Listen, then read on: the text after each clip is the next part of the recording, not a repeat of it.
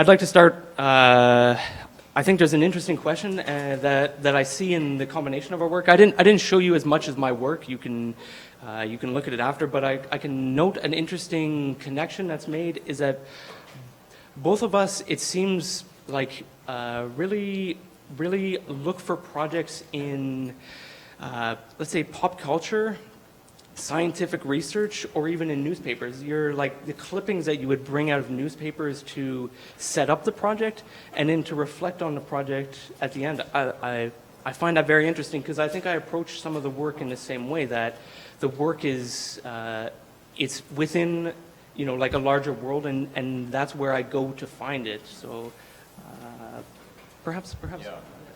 Sure. I think actually it's an interesting design question these days, is that we're talking about this. We're working with some public agencies now, and a thing you realize is that now when you're designing a project, you're in many ways designing multiple layers of a project at once. In that, actually, I'm sure way more people have seen at this point the project I showed in Chelsea digitally or in newspapers or online than they've, you have no idea whether that's actually what it looks like, but that's what I showed to you today. And interestingly, maybe I'll end up at another conference someday because someone has seen it here, and they are interested in. What you realize is at any given time you're designing multiple projects. At this point, it's like this sort of simulacra idea, is that, and so interestingly, we found in our work that I do a lot.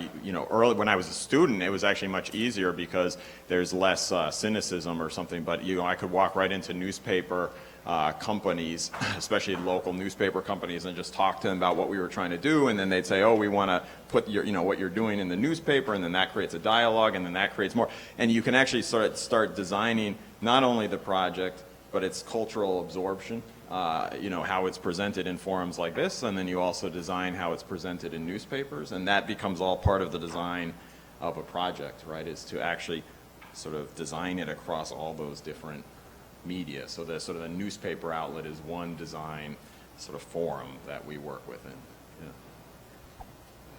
Yeah, well, also just that it generates the project as well. That you're, let's say, perhaps I'm responding to the fact that I think some people would assume that the thesis is generated from like isolating yourself in the library and like researching through archival material. I'm not denying that would be a possibility, but both of us share this the relationship to the current, right? That the newspaper plus, right? You have like popular culture, the newspaper, you have James Corner, so academic, and then you have the world of art, and the three of them together, like where they overlap seems to be like what generates the project in some way. And then you re-inject your project back into those three worlds. That I find that very fascinating. Yeah, well, I just found as a student, I sort of gave up on working in the school for my thesis.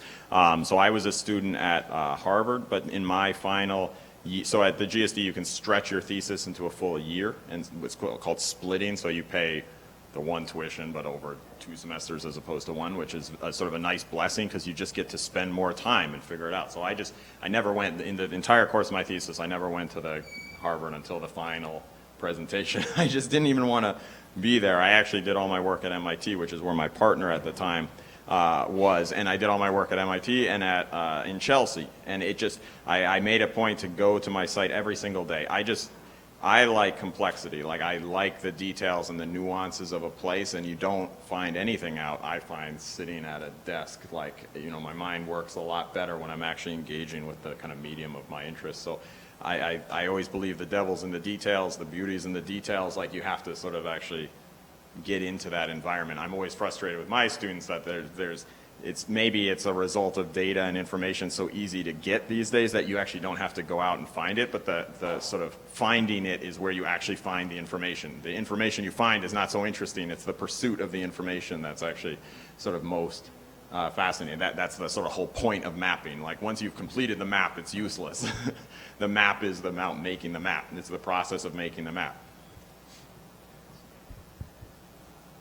There's another point which I think maybe you could elaborate more on, as well as your term like autonomous agent. that's really compelling, because I think the same thing is present in my work as well, that like the work is political, and that's revealed through it, but you speak of yourself as autonomous, that you are kind of mitigating between all these other forces at play, and finding like a productive middle ground between them. Yeah, perhaps reflect on that as well. Well, I think that's a funny point. We've been joking about University of Toronto and things that we've been hearing. Richard Summer was on my review for that project, I remember, and he saw the autonomous agent graphic, and he said, that's the red herring of the project. And I agree with him. It's a falsehood. You know, the concept of being autonomy is clearly a falsehood, as much as it was when it was, you have a stance.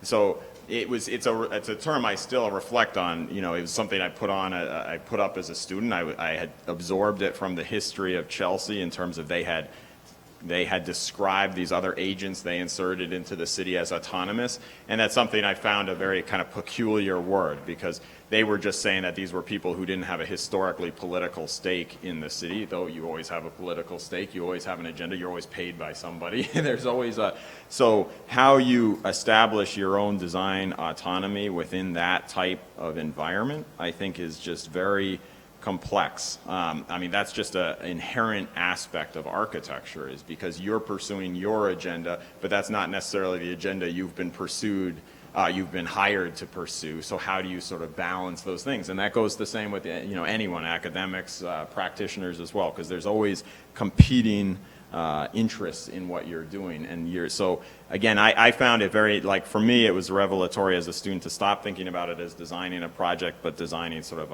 a persona. I was very interested in the notion of performance art, but I was very I found it odd that the performance art would always end as like an artist performance in a specific context, as opposed to their sort of ongoing performance as an artist in life, and that you establish yourself as a performer in life, and that becomes kind of your work, right? So that to me became an interesting sort of game to study. Yeah. We have one question from a student over here. What I found quite interesting was that you both sort of started off studying architecture, but have spun off into your own little peculiar interest. And my question, I think both of you have already started to address it, is, so if you have your own little fetishes that aren't necessarily in streamline with maybe what you're learning at school, or what, you know, where the firms you worked at, Fionn, you talked about that they didn't carry the same agenda that you did. So how did you go about, like, are there any methods that you could reveal on how to sort of seek mentorship or like-minded individuals and develop your own interests and your own work?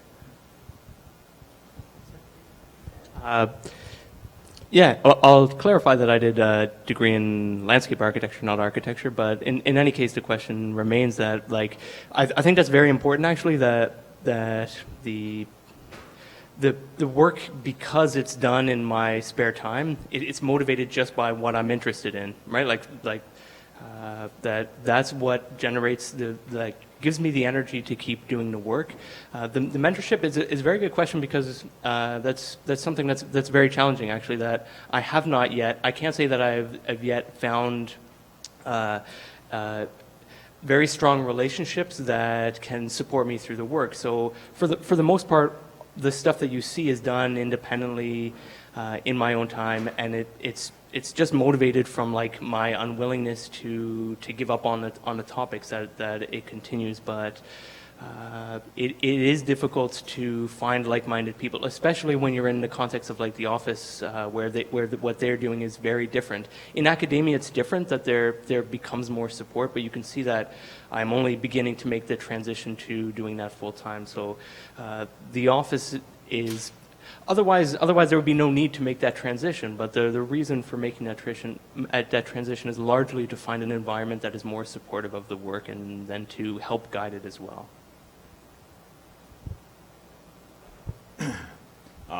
It's a very tricky question, the sort of transition when you establish a set of interests that are, well, I mean, I think the hardest aspect of it is how do you do it sort of yourself, right? Like, I wasn't, you know, I've actually never worked in a firm. That's just never something I've done.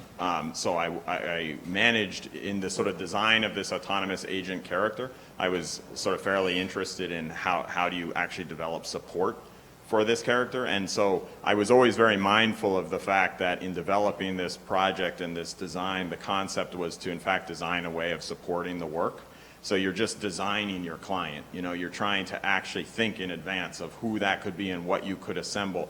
And I spent my thesis essentially, so I showed the image of that guy, you know, with the cigar. He's a very interesting kind of old school type of person who will take sort of risks. But those things like the light projections and the billboard were kind of like test projects that were all about convincing this industrial client that if they switched from a reactive model to sort of environmental and community issues to a proactive model and actually started developing designs for the integration of industry in the city, that in the long run could be a better business strategy for them, was essentially what I was trying to convince to them. So over the course of my thesis, I would always literally package all of these projects into little magazines. I would go into the company, I would present them. I would, again, design the sort of outcome of that project and how it was presented to them. And that's where if you can literally network with the newspaper and control the article that's being written so that the product is a redescription of a relationship, that's where the design exists, right? Is you're trying to build this new relationship. Like that's why I use the word choreographer. I never saw it as making a project or a design. I saw it as designing a new relationship between an industry and a city, and clearly I was trying to design my role in that relationship.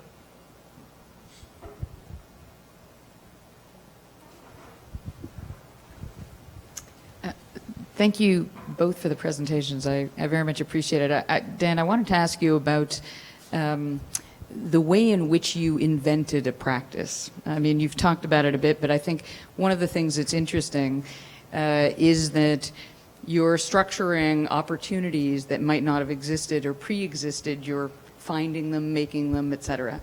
And I think within that as well, I find the autonomous agent a little bit of a kind of mask, you know, because it's very much about constructing this incredible network. So how do you prioritize what you do first within this system? Is it the project that you set out in advance and then try to look at who are all the constituents that might be interested parties in relation to it? Or does it evolve in relation to the networks that you start establishing?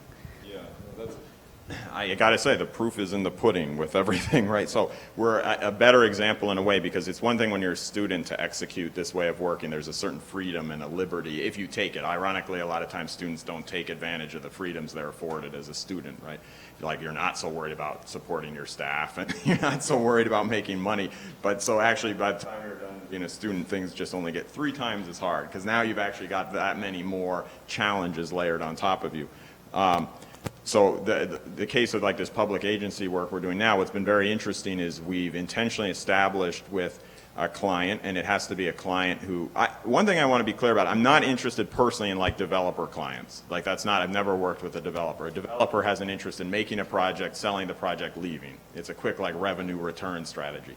So I've been much more interested in working for things like agencies, public agencies, industries. This is a 3rd generation family industry. They intend to, you know, I know which kids are going to take over the company. I know which 10-year-old I look at who's going to be the, you know, theoretically my client in 20 years.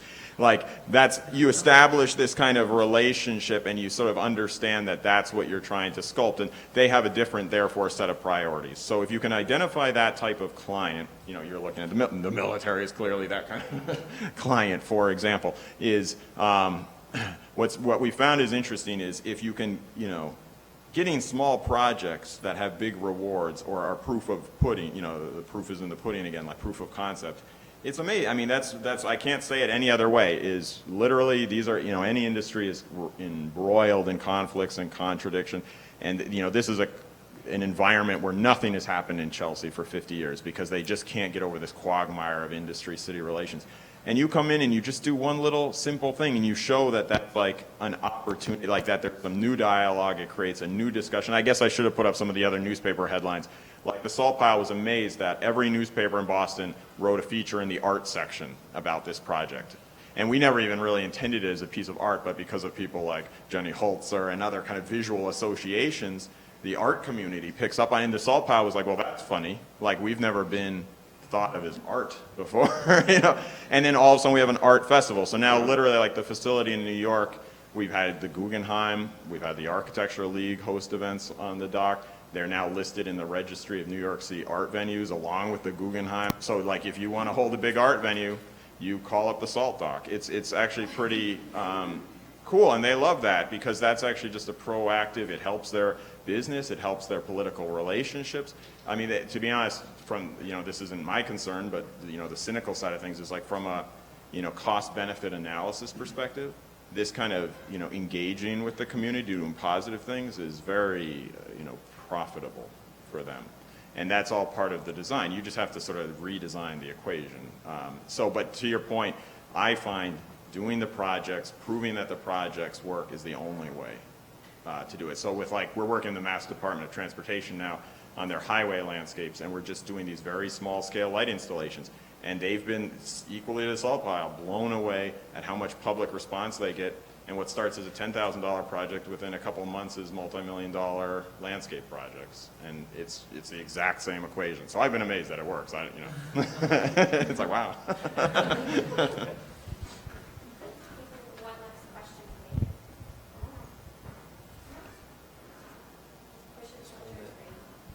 Yeah, this is going to sound like a slightly self-interested question, but you're both, as Dan just mentioned, interested in the freedom of thesis.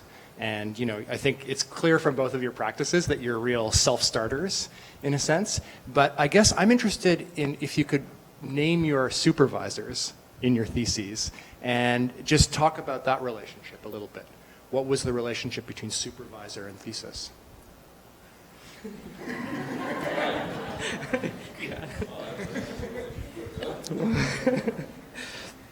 Yeah, my advisor was Leah Margolis at the University of Toronto, and I mean, it's very challenging to be working like closely with somebody, and I think the freedom is true. That let's say I can make this point that the freedom is what I enjoy, and so for me, the work is very, very personal, and that means I'm not an easy person to work with because I'm not willing to give up on the projects, right? That they are it becomes my work, my thing, and so to share that with somebody else becomes very challenging. But that can also be a very productive relationship, and so the project at the end becomes far better. But the process of getting there is always a struggle that I'm trying to push it to be as different as possible, and she has different objectives, right? Like even the military that I'm targeting as a client is one that would make people uncomfortable. That my project, if I give you the full discussion of the project is trying to make people uncomfortable, to position like what landscape is by saying what landscape is not. And so for an advisor, they don't like being in the territory of what landscape is not. They would prefer to be in the territory of what landscape is. So that was a challenging relationship to be with the advisor just one-on-one. But at the end, it's a very productive way of moving the project forward. Yes. Thank you. Yeah, I had one central advisor who was Laura Miller at University of Toronto. I don't know how many people know her. She's partners with Richard Sommer in their practice and in teaching. She was my principal advisor, and she was great because she's an architect, sort of more true to form than sort of some of my work. And she was actually, I was not even intending to do any actual design work, and she sort of forced me to do some design work, and that was very fortuitous because those were the designs that in fact then led to all the work. So I have to credit her a lot for saying like, Dan, do some design work. But then I also worked with, prior to this, I was doing a lot of work with Margaret Crawford, who I don't know if people know, she is the editor of the book Everyday Urbanisms. And she ran a great course at the GSD, which I first was a participant in, and then I was a TA for this, which was essentially a course that was founded on the concept of just shooting students into the city. And she was the first person who introduced me to Chelsea, Massachusetts. It was the city she chose to shoot students into. And so literally every week, she forced us to go into the city under a different character role. You know, this week you're a detective. Now you're on a bereave. Now you're, can't even remember, but there was a whole sequence of these different roles, and then you would essentially evaluate and map the city based on those perceptions. And that's where my kind of relationship with Chelsea really took off. That's actually how I just wandered into the salt facility one day, and then it subsequently took off from there. And then I was working with the artist Alan McCullum, who is a sort of map-making artist. And again, what was very different about working with an artist as opposed to an architect, so to say, is, you know, just be stereotypical about it. Artists often work in a much more kind of one-to-one relationship with the landscapes that they're working with. And he really saw, you know, he was sort of in a massive performance piece, like a massive multi-year performance piece at the time that I was working with him. And he was sort of traveling the country, almost mapping his relationship to the country as he moved about the country. And I found that a very interesting sort of concept, is the notion of inserting yourself as an instigator to the city. So between those sort of three professors, I was probably most inspired, yeah. This is a really great conversation. We can continue it later in the workshop or a bit over time for the